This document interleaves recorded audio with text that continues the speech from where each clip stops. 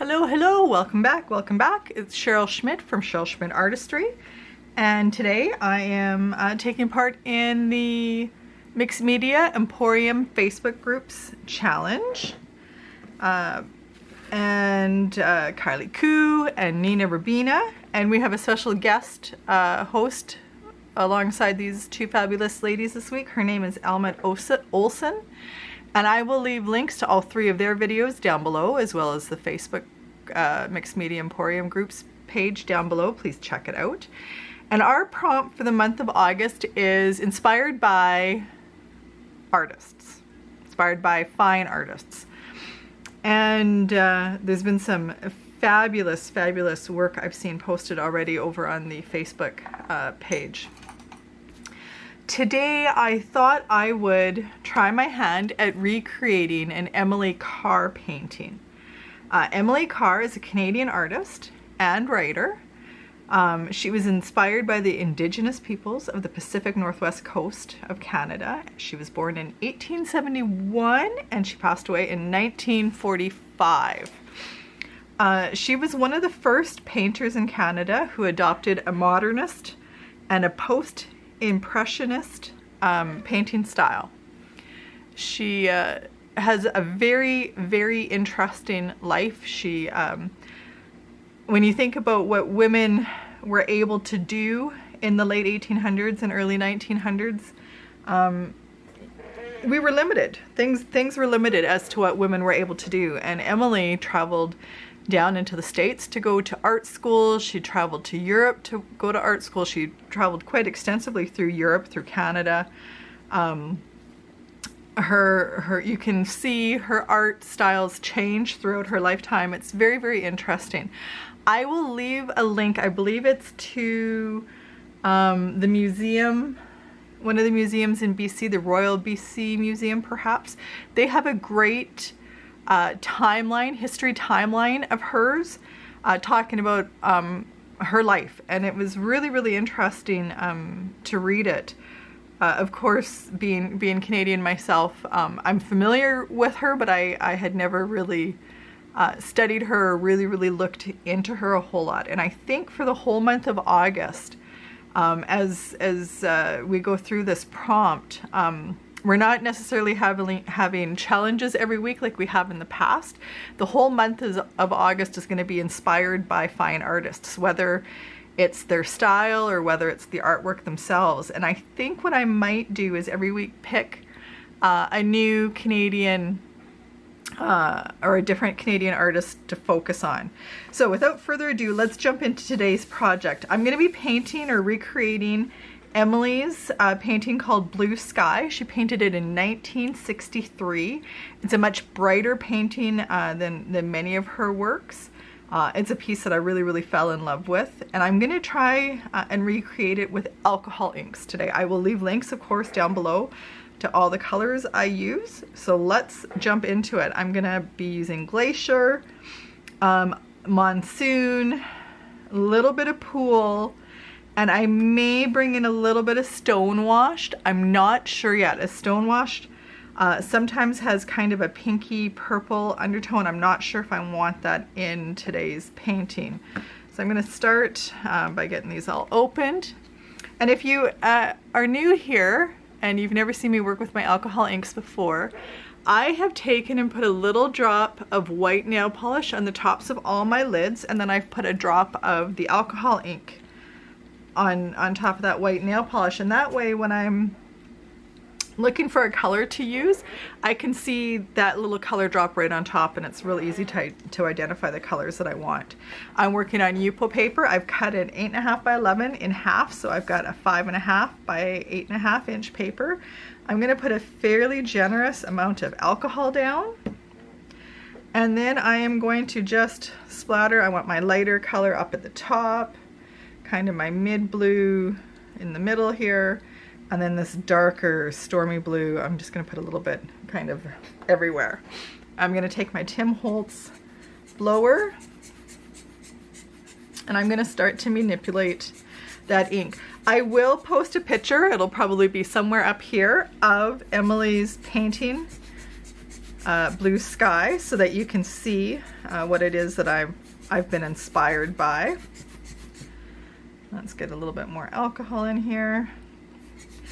If you're new to alcohol ink, make sure when you are working with it, you're never working with a straw and blowing on your artwork, as it has a tendency, of course, every time you blow out, you inhale in, and that's just not safe alcohol ink practice. You should always have a window open, work in a very well ventilated area when you're working with alcohol inks, as the resins and the odors within the product can get quite strong. All right, just about have my background covered.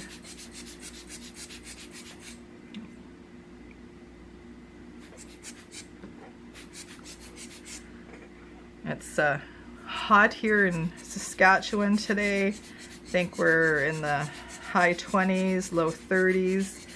Very, very humid, and I can tell that the humidity is high today by how my alcohol inks are working, or not working as it were. Lots of moisture in the air. All right, so I'm just gonna blow that dry real quick with my heat gun. Make sure when you're using a heat gun in Yupo paper, you hold it quite a distance away, as Yupo paper will melt and warp if it gets too hot.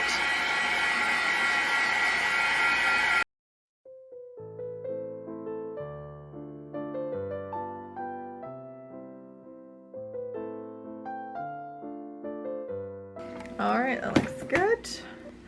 So I am going to close up my blues and start working on some of my greens here. Just move these out of the way. I want to take this opportunity to thank you for stopping by my channel to see what I'm all about. If you're new here, a very extra special welcome to you. On my channel, you'll find a little bit of everything. My heart lies in the mixed media world, so if you would like to learn more about mixed media, junk journals, art journals, this is the place for you. I have lots of that kind of stuff going on.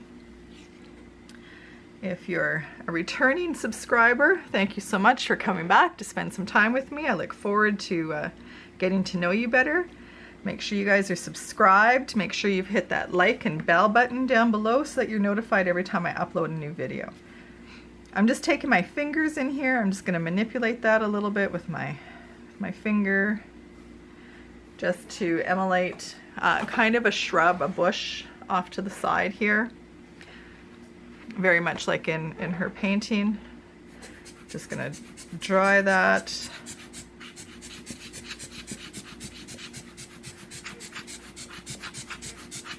That looks good.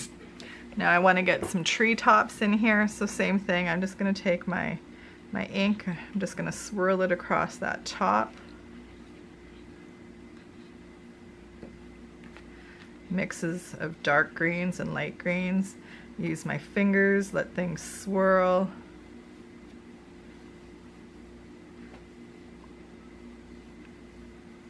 There we go. And I don't worry too much about my fingerprints being left in there.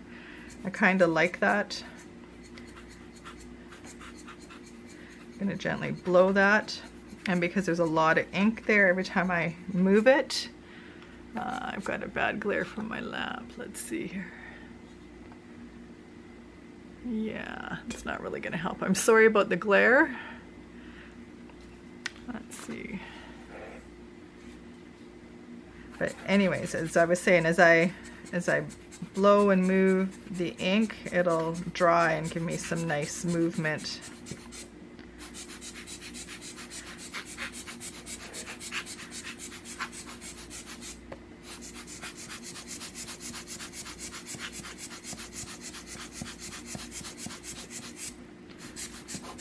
You always want to make sure your alcohol inks are dry before you move on to your next layer, because alcohol inks will lift and move alcohol ink. There we go, so you can see there. See my tree, my little shrub down below. Now I want to get some ground cover in here. Oh, I'm just going to put the lids on. I like to like to put my lids on when I'm done, just because I have a tendency to get carried away when I'm arting, and bottles go flying, things hit the floor. I dropped a purple alcohol ink on the floor the other day and didn't realize it, and then stepped in the puddle of purple, and I had a nice big purple stain on the bottom of my foot for a couple of days. So I want to put a little bit of ground, some hills or something in here. Oh, the greens that I used bottle, mojito, and lemonade. The browns that I'm going to be using are sepia and rust, and then I'm going to throw a little bit of mushroom in. That mushroom is a really fun color to work with. It's a nice neutral. So I'm going to bring a little bit over top of that tree. Make the tree look like it's behind the bush. Or make the bush look like it's behind the hill. It's the Monday-est Tuesday ever, right? I always am a little lost and discombobulated after a long weekend.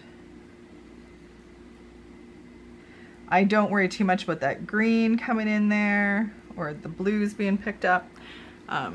We're in the woods after all, and there's going to be a mix of colors. Again, I want to blow that dry.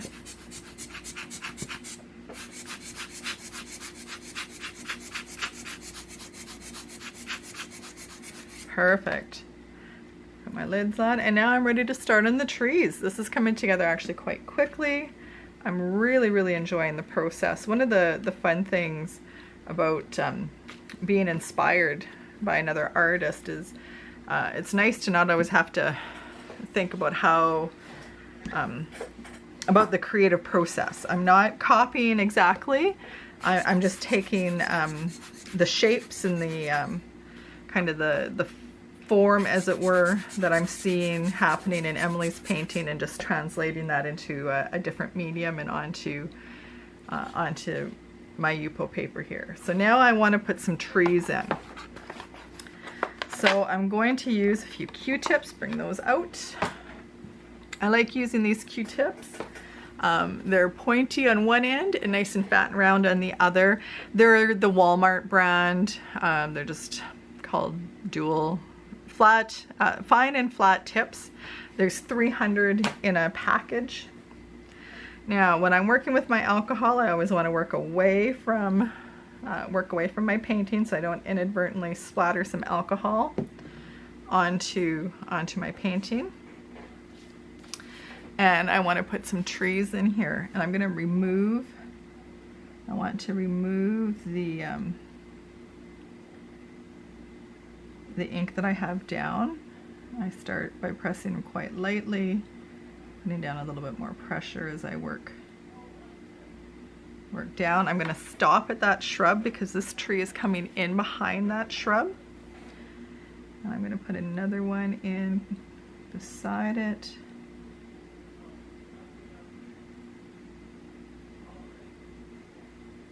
There we go.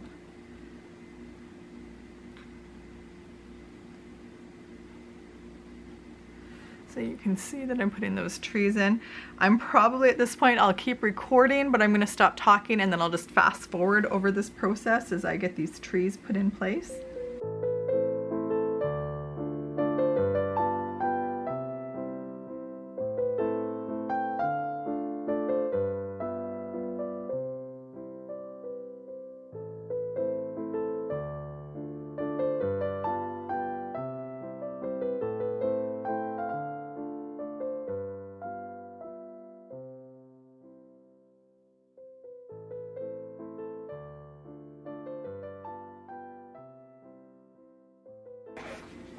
All right, so I've got my trees cleaned up ish. Now, I'm not sure if I want them a little bit brighter or not, so I'm really hoping I don't live to regret this. I've got a paint pen. I'm going to just, it's in a cream, it's not a white, so I'm hoping that it will look okay in here.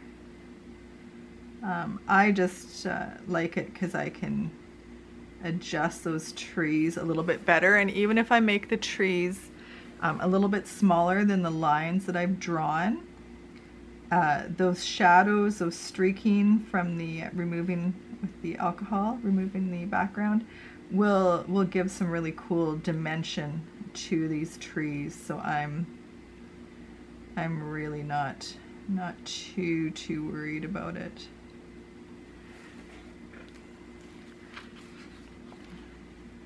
Yeah, I think I'm gonna like that, so I'm just gonna keep doing that. So make sure you leave a comment down below. I do respond to every comment that's left. Let me know who your favorite artist is, or what artist inspires you.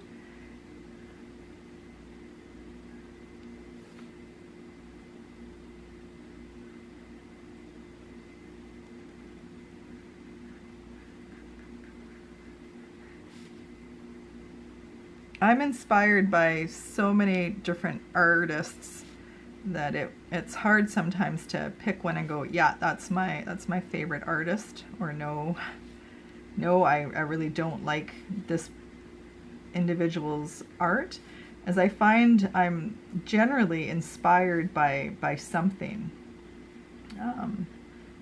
that they've done, even if it's not an art form or an art style that I particularly enjoy or want to recreate. There's always something really cool to be seen within their art, or you know, explore. There's always a feeling or an emotion that can be found when you're looking at somebody else's art.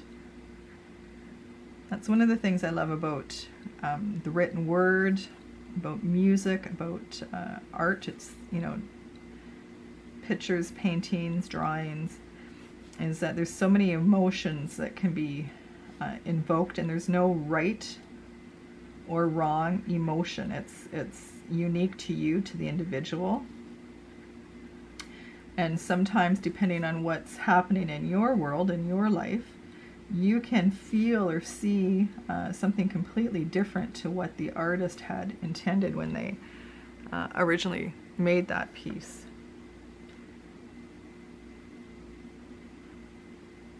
Now, I had thought about bringing up some branches into the canopy of the tree. Emily's painting has a few branches brought up in there.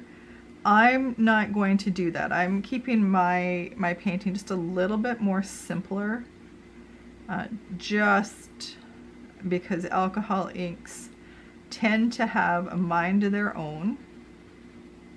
And I like I said, I'm just interpreting her particular painting, Blue Sky. I loved the colors of it, and I'm just taking kind of those shapes that were there.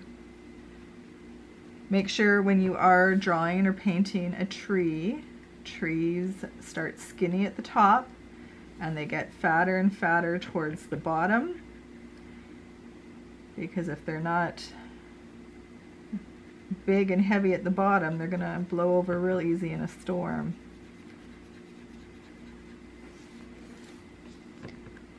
I like this kind of skin tony color that I'm using. It's not super stark like a white would be.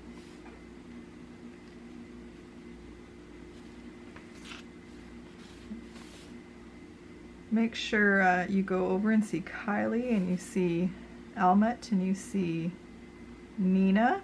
Check out what they did, what artists inspired them, and how they interpreted those inspirations.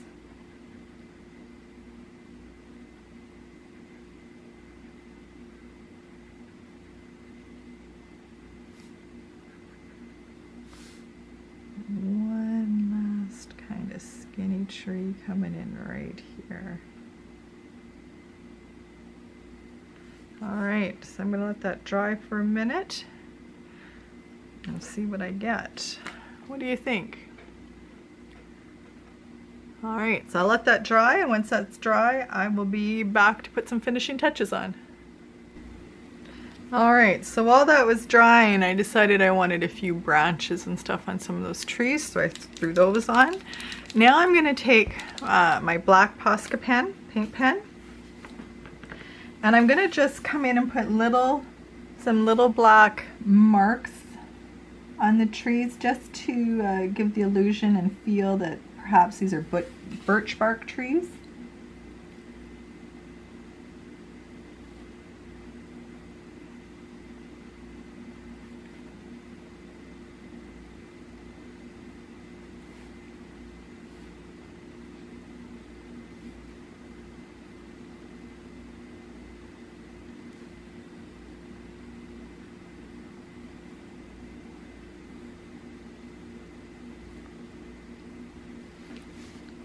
I'm not sure how well that camera's picking it up. Let's see, I'll move you in maybe a little bit more.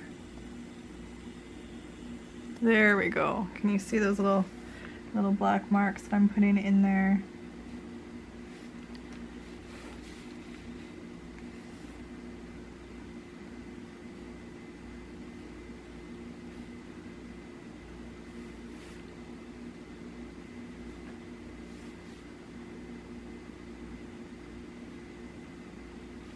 Because this is a little bit of an impressionistic painting and an interpretation of this painting, I'm not being real concise or precise with certain things. Like I said, we're just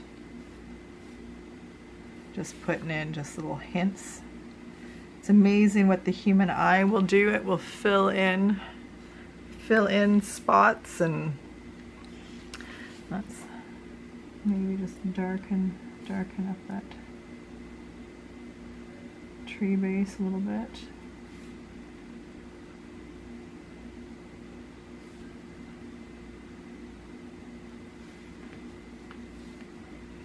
Now these trees would probably be a little bit more in shadow.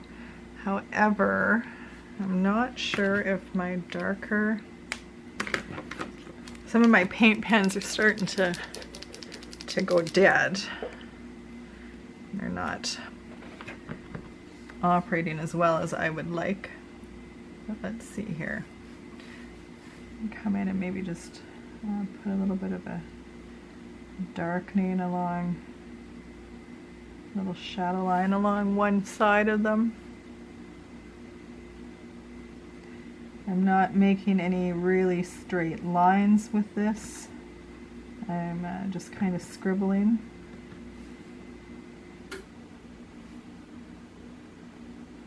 Like I said, the human eye will fill that all in.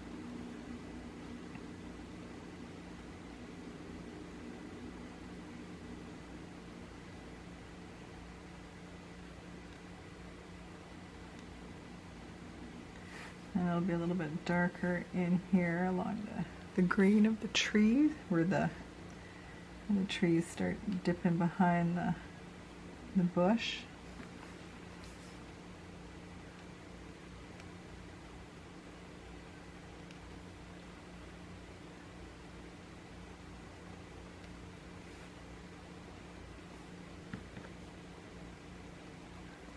All right, so you get the idea here of what I'm doing.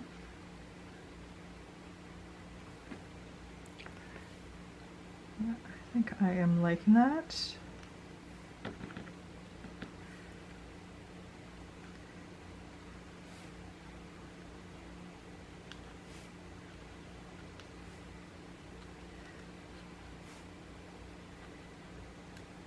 So I like using the paint pens over an alcohol ink painting, just because I find sometimes using just the straight acrylic paint, oh, I'm getting fingerprints here.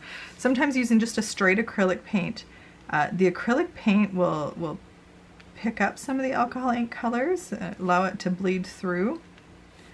I'm still trying to play around with some of the acrylic inks, so not just an acrylic paint, but the acrylic ink, just to see what kind of results I can get with that. Let me know, have you played with alcohol inks? What's your favorite way to use them? Do you tend to do abstract tiles and stuff like that, or have you painted with them? Are you successful when you're painting? Do you like like kind of how they tend to do their own thing. Now I think I want to maybe try and put a little bit more definition into the tops of those trees. What do you think? Pretty happy with how things are. I'm tempted to just leave it be. Dilemmas. This is where I always get and go, let's do one more thing here and let's do one more thing there, and then all of a sudden I've done one too many things. You know what? I think I'm gonna stop. I'm gonna call that done. Thank you so much for joining me, and again, check out all the links down below. Let me know what you thought of this this project, and I will talk to you again later. Bye bye.